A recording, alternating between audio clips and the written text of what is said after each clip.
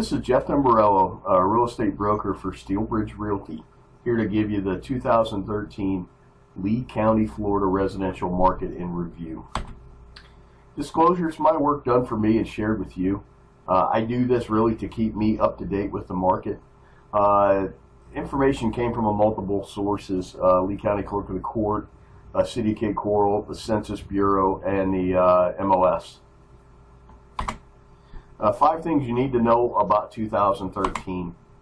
Foreclosures assume the new normal status. I really think our channel for foreclosures going forward is going to be 200 to about 350, and I think they're going to bounce in and out of that until we over leverage and then correct.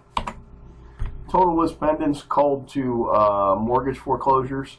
This just shows you the entire trend of what we went through to give you some perspective on where we are within the foreclosure trend. Because for a number of years, from essentially 07 until about 2012, the foreclosures were the primary driver in our market. Investment yields are starting to compress. There's the age-old battle of price versus value. In 2009 and 10, I had clients reporting to me that they were getting anywhere from 6 to 9% a year cash on cash. We're seeing, when we put properties in our spreadsheets, it's now in Lehigh Acres and Cape Coral, which were in kind of hotbeds for investor activity. We're seeing 3.5%, 4.5% a year cash on cash returns right now. New construction is already gaining market share, particularly within the gated communities. We did a study on Moody River Estates, and 46 of the there were 46 recorded sales last year, and 69% of those were new home sales. And they have a lot more contracts, and they're building a lot more. This is just what was actually recorded and delivered. D.R. Horton in Moody River is delivering new construction product at or near the cost of resale homes. And I took a look at Bellaterra. It looks a lot like it. The builders are really driving it. It's fascinating to watch, and it should spread from the gated communities out into just the scattered lots at some point as well.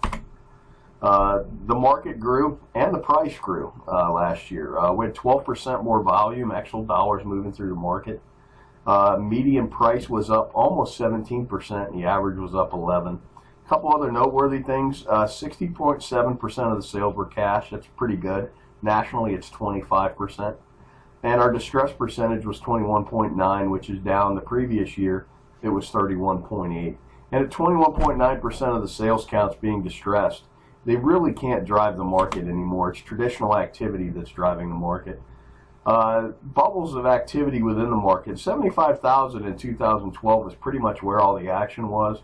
All the action now is 125 with a little bump in the 90s as well.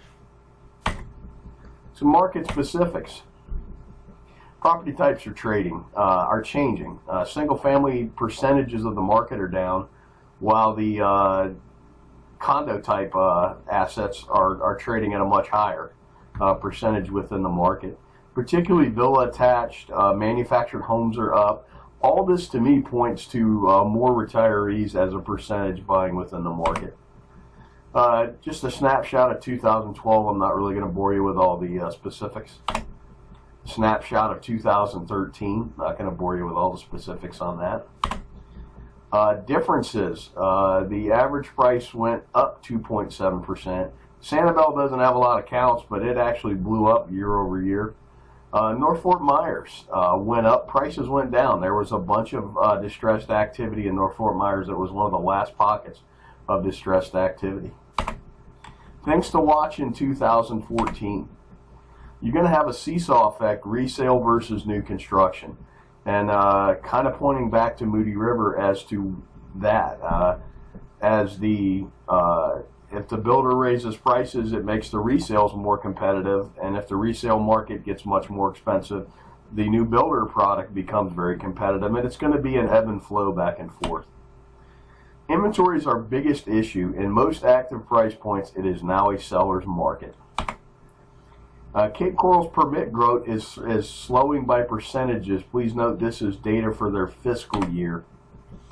It's still growing, but you have to understand the percentage of growth dropped slightly.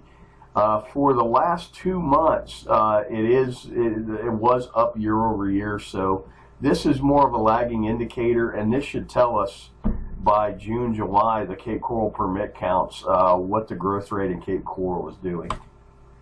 The effect of retirees on our macroeconomic picture.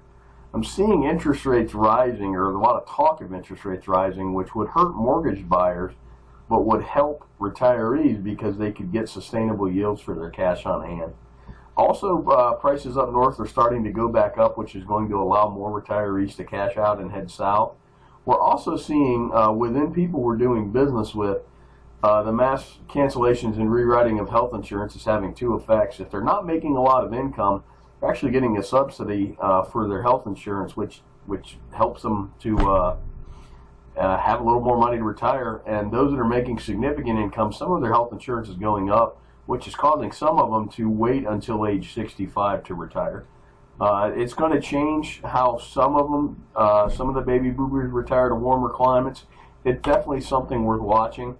Some work we did on the census numbers of what we did is we took the birth rate from 62 years and carried it forward. It really kind of gives you where we're going and what's happening. March of 08 is when our market turned, and that's right when the baby boom began. This little flattening out dip here is the Korean War. At 65, just give you an example, if the current trends of more people waiting towards 65, it's going to kind of push the peak of the retiree wave back 3 years. One thing to watch is the prices from mid-04 to 07 were primarily driven by leverage. And it's really, you have to watch the banks and easy leverage to understand when it's going to happen again.